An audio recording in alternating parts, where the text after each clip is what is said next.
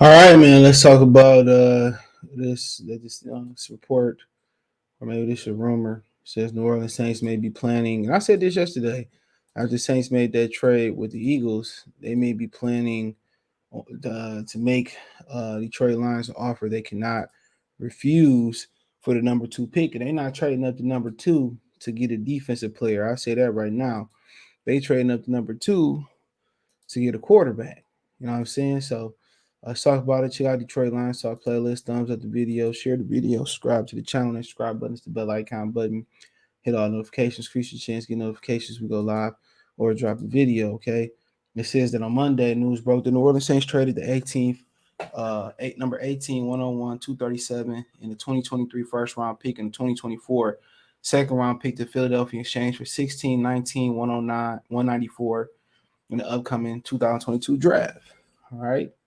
Many found the trade odd, but for the thinking a bit deeper, the thought surfaced that the Saints could have a bigger plan in mind. The plan is to trade up and grab a quarterback in the 2022 NFL draft. As noted by Dave Burkett for the Detroit Free Press, with the Saints now having three of the top 50 picks in the 2022 draft, they almost have enough to trade to Detroit Lions for number two. Per trade value chart, this Dave Burkett, that's almost enough for the Saints to get number two should they really want a quarterback. Not saying that's happening, but since we're talking about trading number two last week, figured I pointed out. Brad Holmes has made it clear that the Lions are open for business when it comes to number two pick, and there's a solid chance that the Saints at least make the call if they can move up. Who said they ain't made the call? Nation, if the Saints offer 16, 19, and 49, number two should Holmes take the deal. If you're not, if you, I mean, at the end of the day, if you don't like the quarterback, y'all gonna say look the next year at the quarterback, which they said look to this year for a quarterback, then hey man, do it.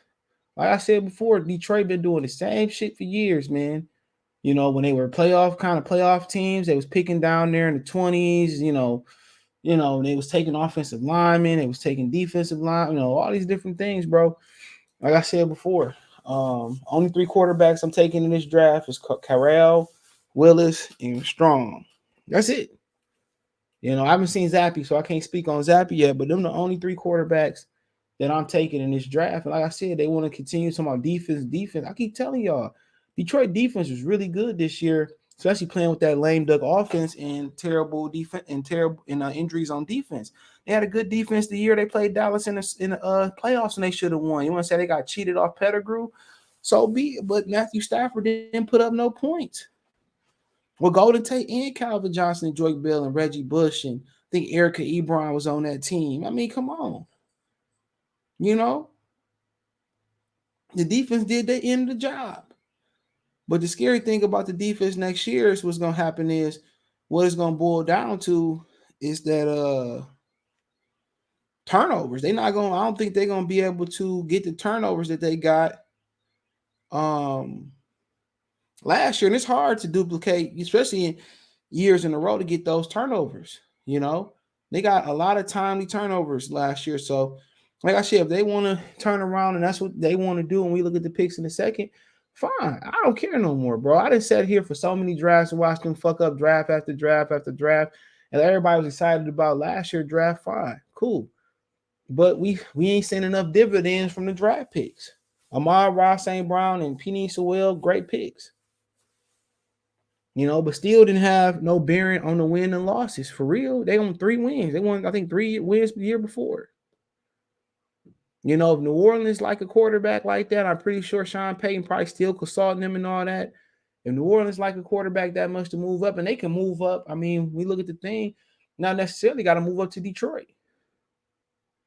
They probably could save some conversation and move up with somebody else.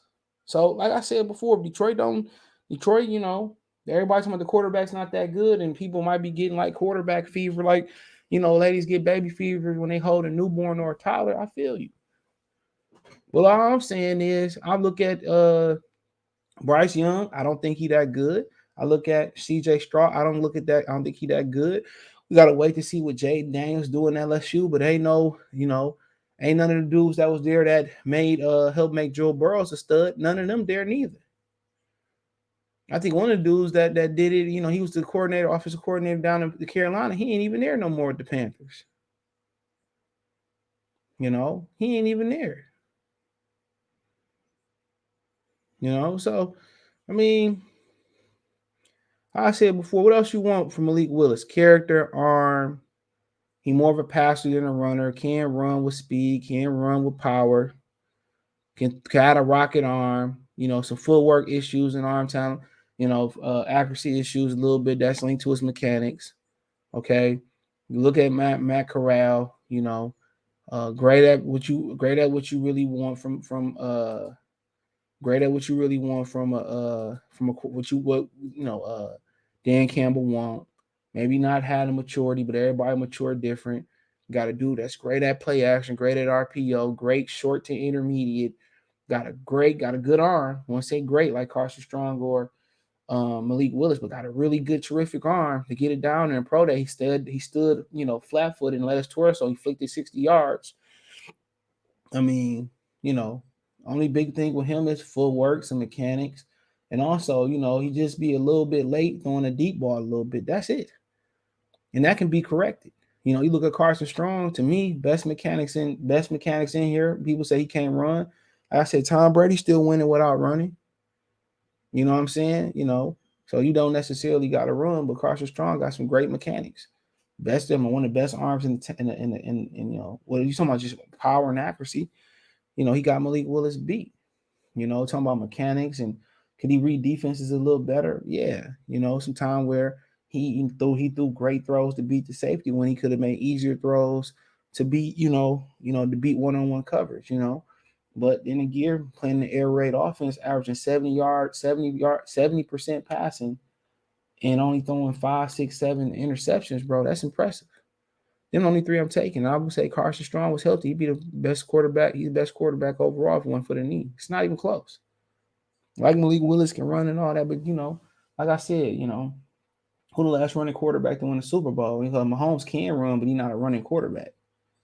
You got to go back to Russell Wilson, but Russell Wilson is just really not a design runner, bro. He's but I don't think Malik Willis is a runner neither. But like I said before, he can run, but he's not like Lamar Jackson or Michael Vick. He can pass. So, like I said before, anybody else I've seen other than Bailey Zappi, I haven't seen. Not a fan of Desmond Ritter. Don't get the hype behind him.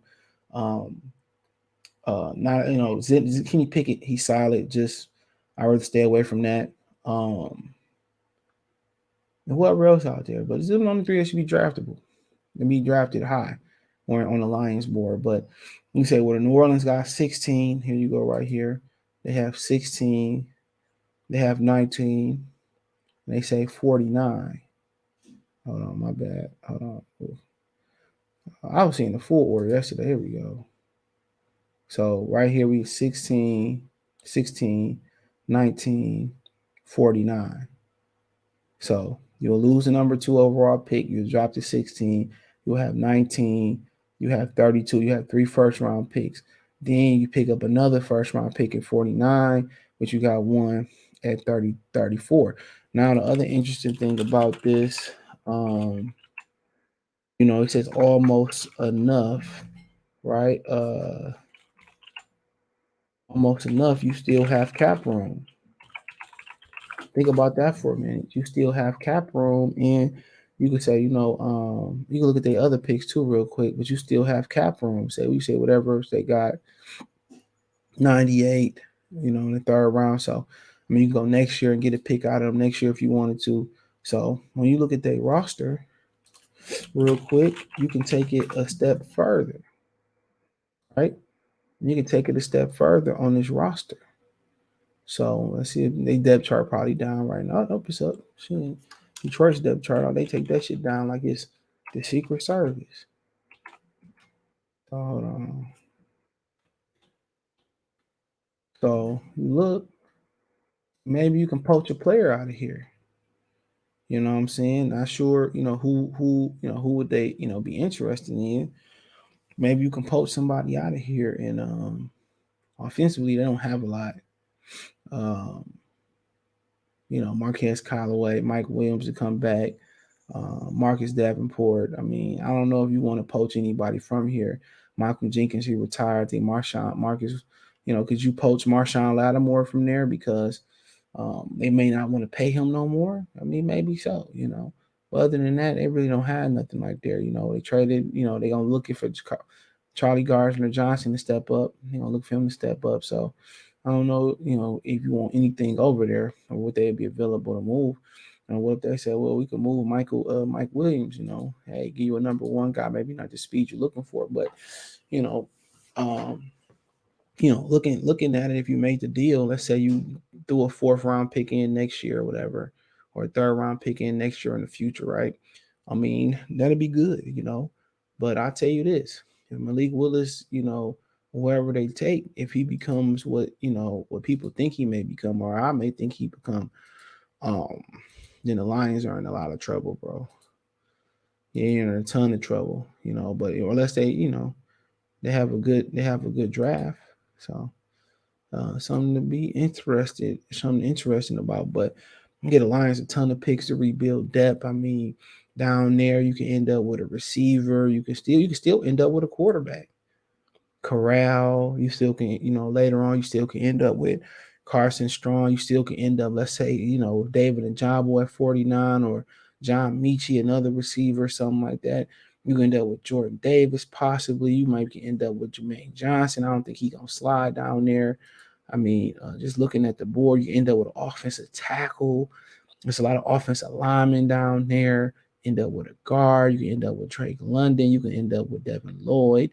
You can end up with Matt Corral. You can end up with Jameson Williams, Traylon Burks. I mean, Jesus Christ, it's a drop off in pass rusher. Daxton Hill. I mean, who else? Derek Stingley might slide because of injuries. You can end up with a top corner. I mean, Chris Olave, like I said, Corral. So maybe that cornerback from Cincinnati might slide a little bit. I mean, shit, man. Christian Watson, another. So George Pickens. I mean, Jahan Dotson. Uh, you know, so yeah, you can end up with a lot of players. You could change your whole draft in that situation. They just had to throw me a player or throw me a. They had to just throw me a player. Or they just had to throw me a third or fourth or fifth round pick in the future, and that's a deal. But hey, let me know what you girls think about it. Girls and guys think about it. Thumbs up the video, share the video, subscribe to the channel. That's the subscribe button. It's the bell icon button. Hit all notifications. Free your chance, get notifications. You go live, we drop a video. Financially, you want to support the channel, Cash App, $ CJ Good 313, Venmo CJ Good 313, PayPal link in the description, or rolling the bottom of the screen, Cash App and Venmo. Other than that, man, check out the Trade Lines Talk playlist. Yeah, check that out, man, for more videos like this. Peace.